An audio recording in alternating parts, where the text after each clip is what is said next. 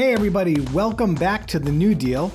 This is episode 2 in the New Deal series on the student loan crisis. And this episode is going to cover common stigmas related to the student loan crisis, student debt in general, and loan forgiveness. But before that, if you like the New Deal, you like what you see here, please hit the subscribe button below.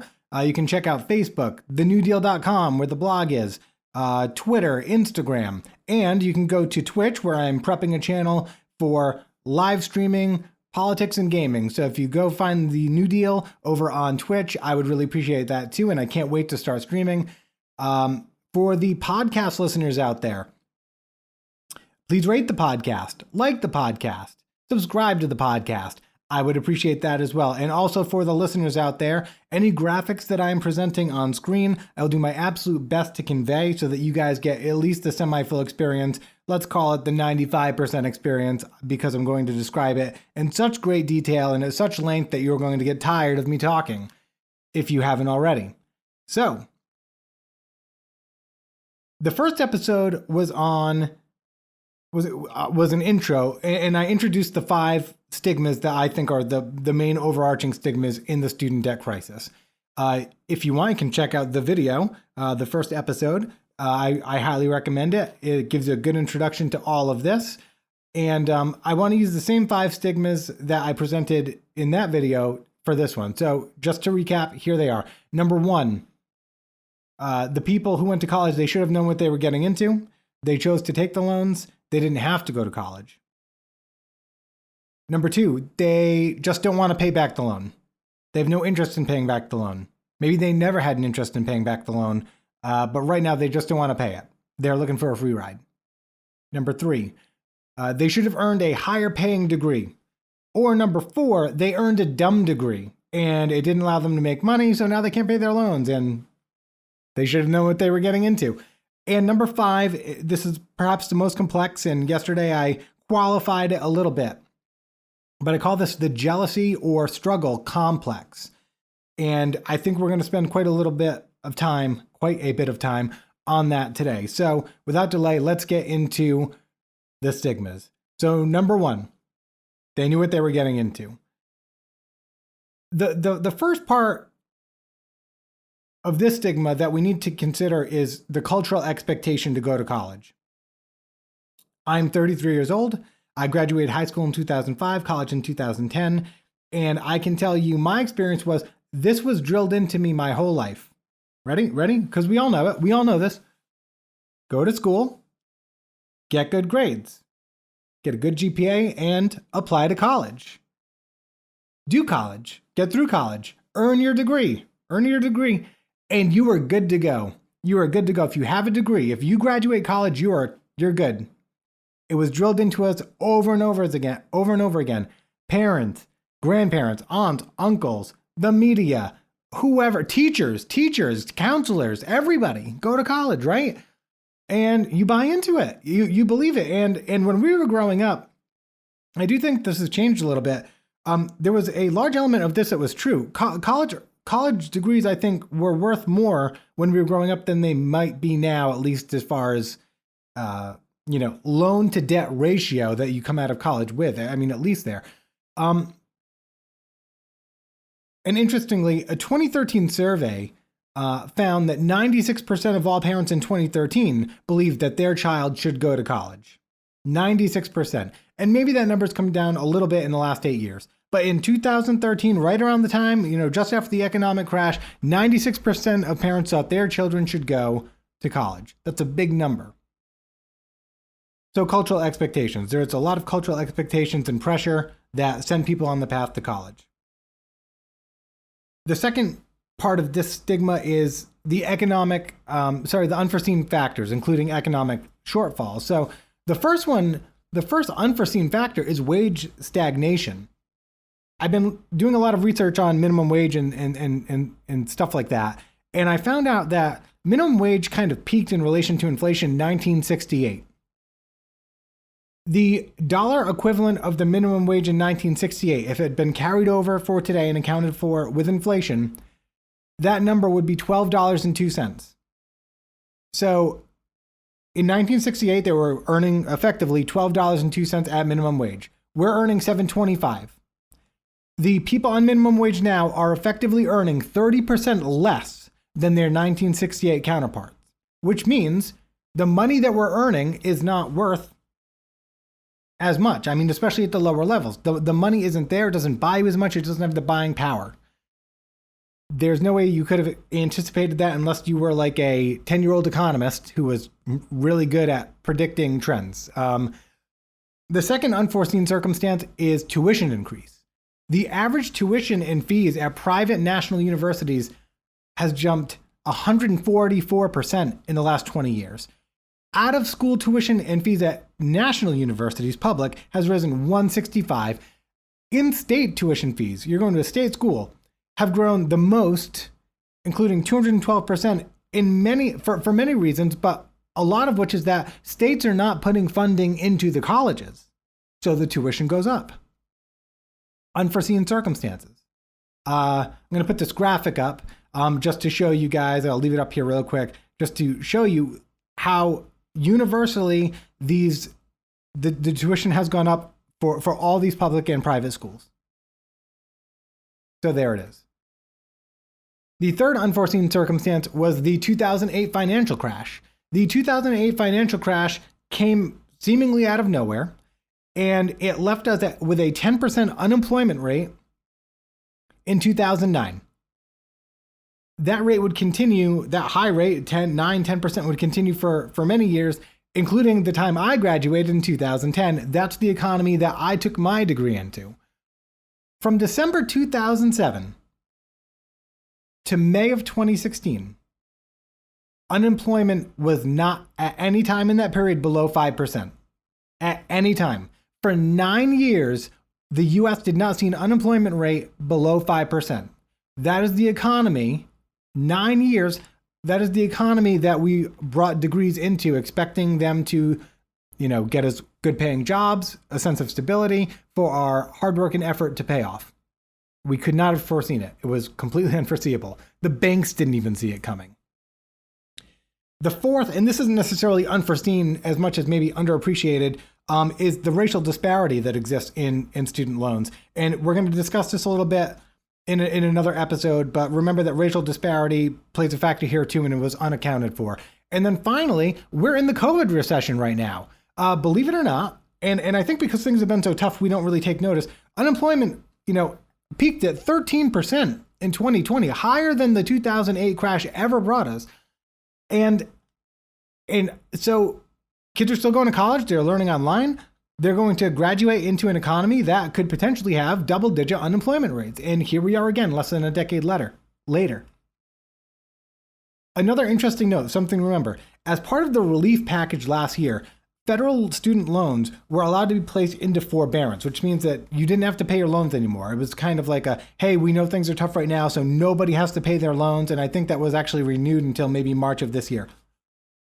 Something that we need to think about moving forward, something scary, is that, so 100% of those loans went into forbearance. You could manually, you could call and say, hey, I want to keep paying my loan. As we speak, 88% of federal student loans are still in forbearance. Only 14% have entered repayment. When things get back to normal, when those debts need to start being paid again, in an economy with 13% or double-digit unemployment, where jobs are going to be slow to come back, people defaulting on loans or not being able to pay their loans, that's going to get worse. That's going to get worse. So that's just one more thing to keep in mind. Sorry to be the bearer of bad news. And finally, the other thing we couldn't foresee is predatory lending. We're going to talk about this in another episode on its own. It's going to take up its own thing. However, I do want to say 2 major lawsuits are currently in progress involving loan companies due to their predatory lending practices. And I will also cover it in the episode predatory lending, but I want you to remember the phrase loans designed to fail, because they were real and they play a big part in this. That's stigma number 1. Number 2, they didn't want to pay it back. Relatively short here.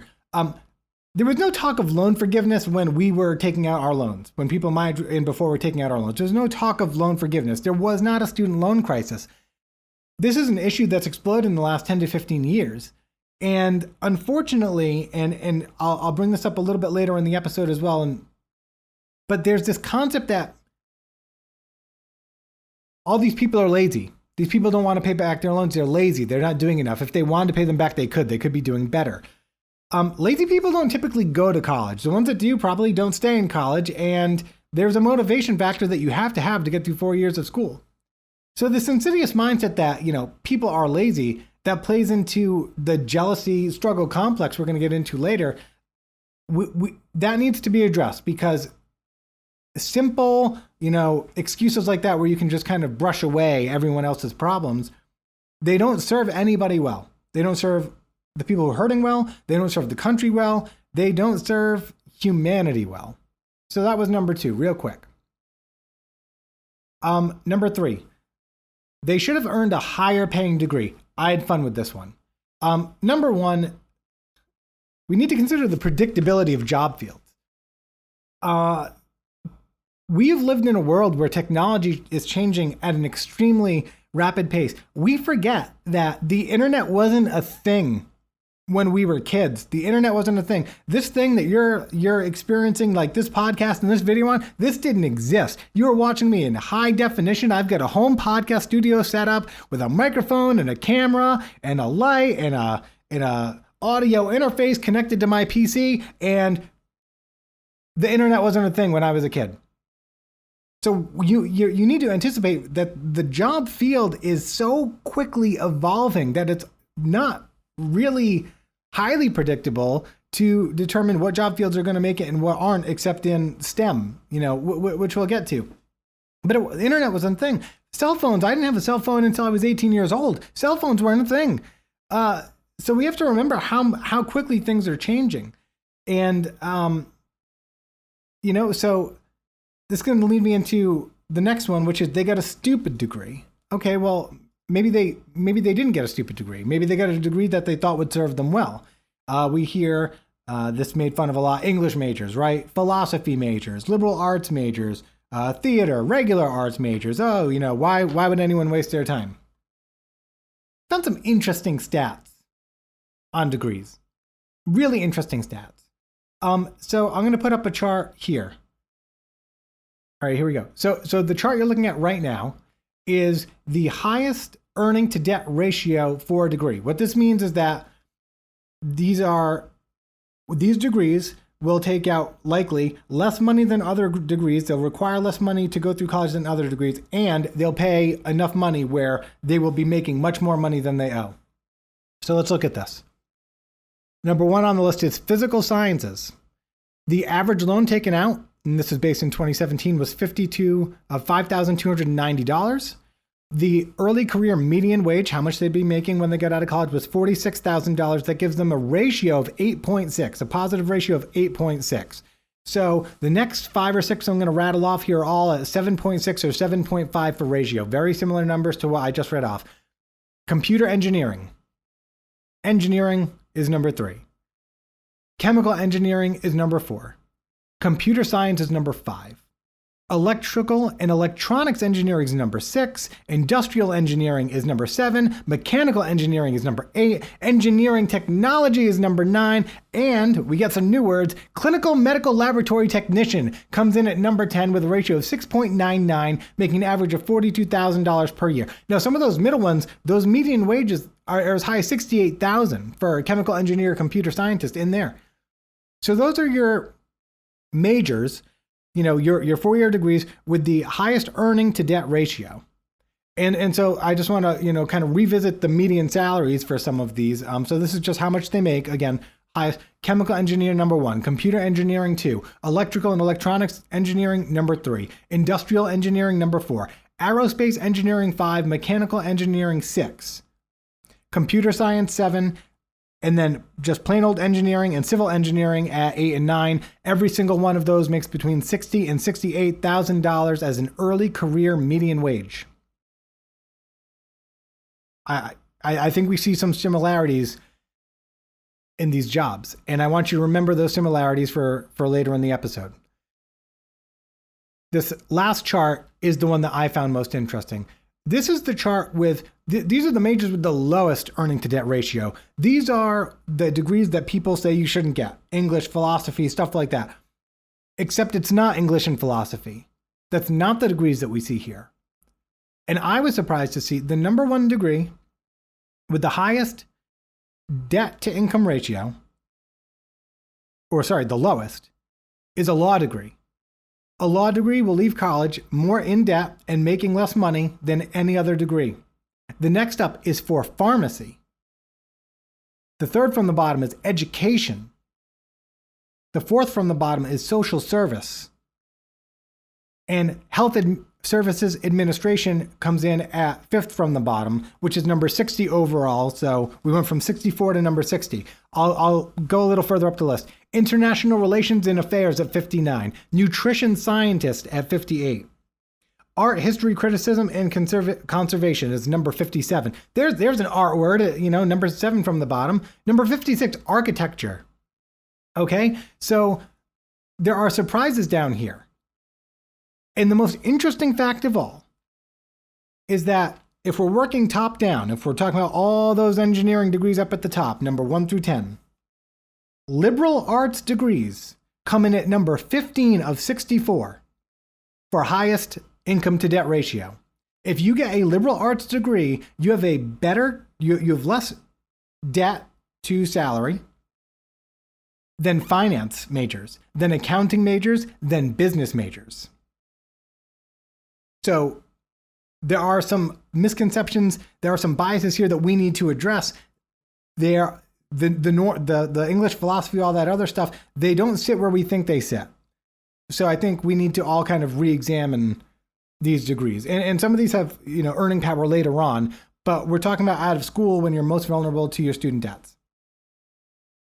In America, areas that pay enough to comfortably pay student loans is limited. Areas as far as majors.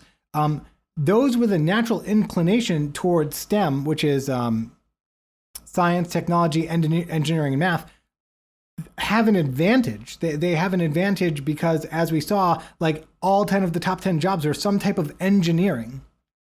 So that's number 4. They got a stupid degree. Well, according to the statistics, law and pharmacy may be stupid degrees. So we need to be careful at who we're picturing when we think of in-debt students.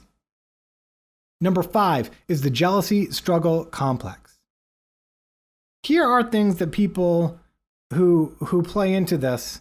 Here's some things that they would say when you ask them about student loans or how they feel about student loan forgiveness. They'll say things like, I was responsible. Well, I paid my loans back. Why shouldn't they? I didn't go to school, so I wouldn't have to take out loans. I knew that. So why didn't these people?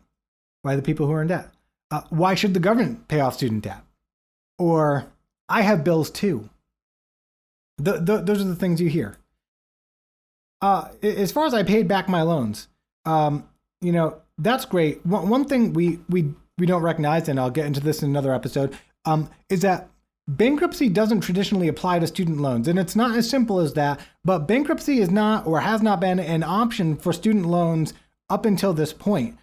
You could not write off your student loans in bankruptcy. You could run up your credit card bill, you could default on your mortgage, you could get all of that, all of that debt taken down or absolved, but student loans was not included. You were stuck with them. And we'll get to that in an episode 2 days from now, I believe. So what is the psychology of this mindset? I didn't do that, or I was fine. There's the concept of laziness. There's a concept in America, I think, where people who ask for help are considered lazy. Poor people, lazy. Millennials, lazy. And again, people who ask for help in general. This applies to loans. This applies to wages. This applies to welfare. This applies to food stamps.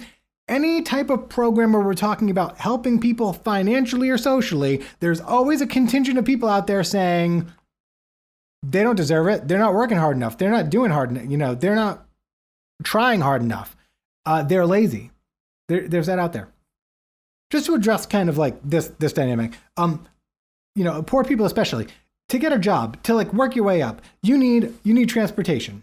You need You need a skill or the ability to learn. You need to be able to fill out an application. You need to be mentally sound. You need safety and stability at home so that you can be away from home.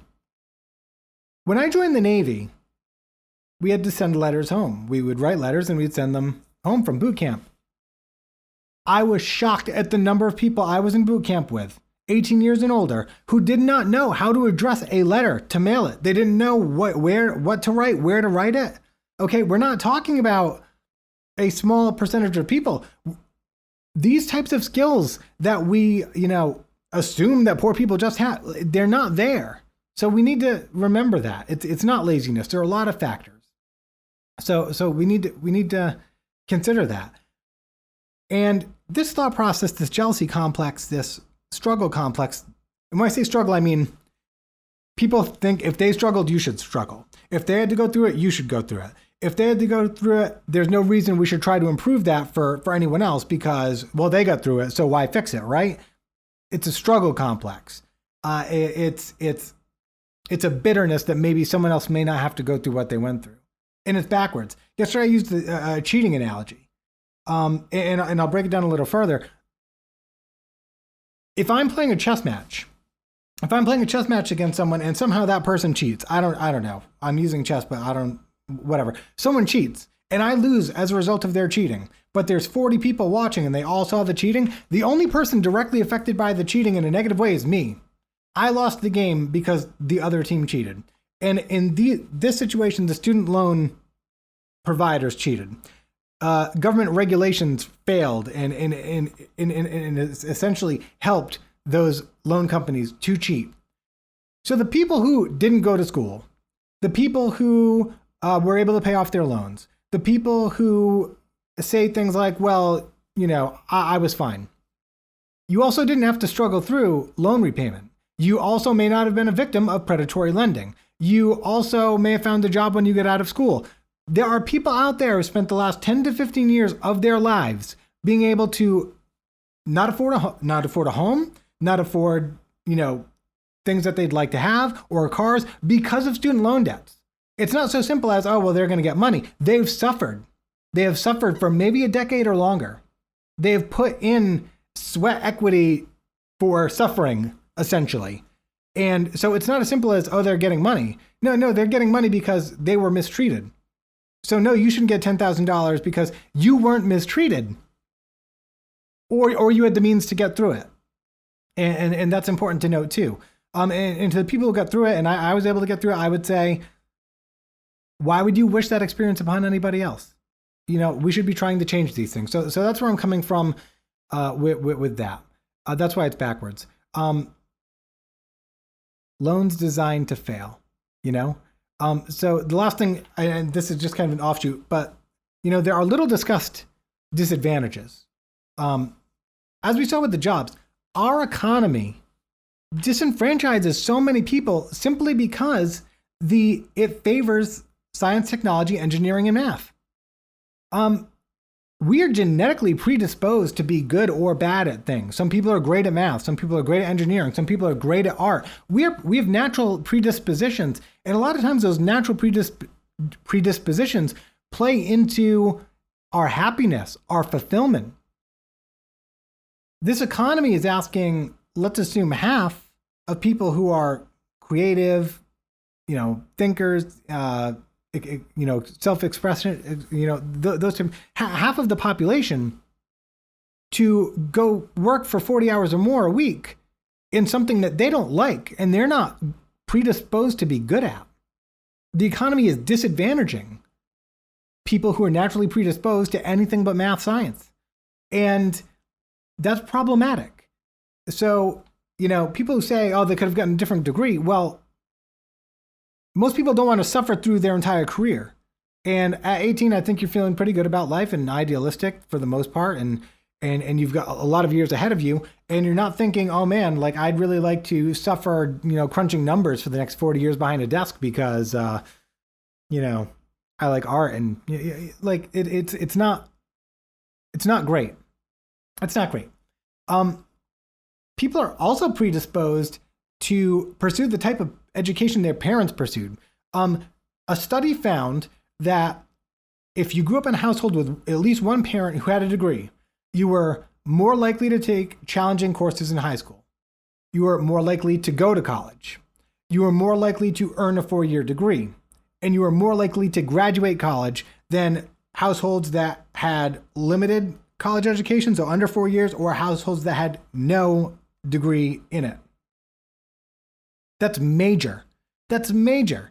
So, if you're growing up in a house with someone with a college degree, you're probably going to go to college, and you're already set up for success just because your parent had a degree. You are predisposed to achieve a higher education. Okay, so there we go. We need to consider these things.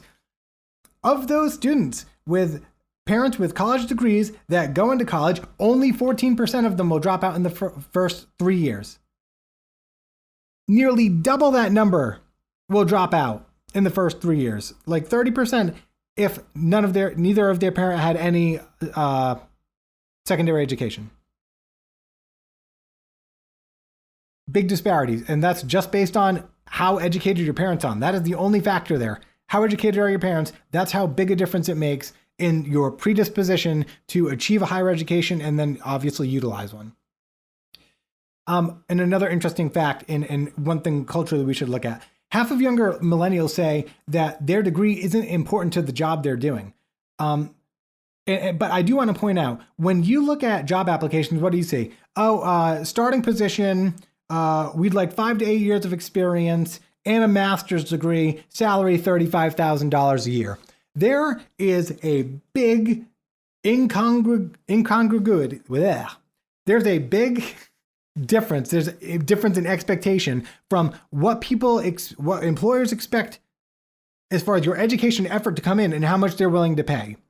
So you get a degree in your field, and maybe you've got a master's in one of these art fields or something like that, and jobs want 5 to 8 years of experience and a master's degree, which you have, but guess what? $35,000. I mean, that's criminal. It's criminal. And I understand we live in a capitalist society, but to demand a master's degree, just knowing that master's degrees cost a lot of money, if you're going to demand a master's degree as an employer, you need to pay for a master's degree as an employer. And that's why so many people, I think, are working out of their degrees. They're not getting the bang for the buck on the time and effort and energy and money that they put into getting skilled.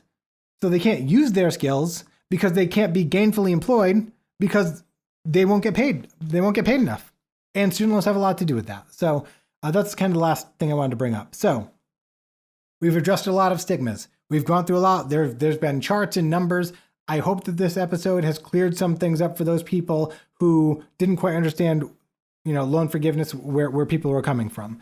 I'm not trying to attack anyone who felt that way or in any way, belittle their opinion. I do think a lot of it is just simply people don't know. People don't know the depth of the struggle and hardship that student loans have caused other people. So I hope I've been able to convey that in a constructive way. So thank you for coming and checking out the New Deal, episode 2 on the student loan crisis. The next episode, episode 3, The Perfect Storm, is going to be a 2-part episode. So make sure that you come back for The Perfect Storm, where we just kind of explore the factors that caused the student loan crisis in detail. So again, thanks for checking it out. Please hit the subscribe button below if you liked it. Rate the podcast, and I will see you guys for the next episode. Have a good one.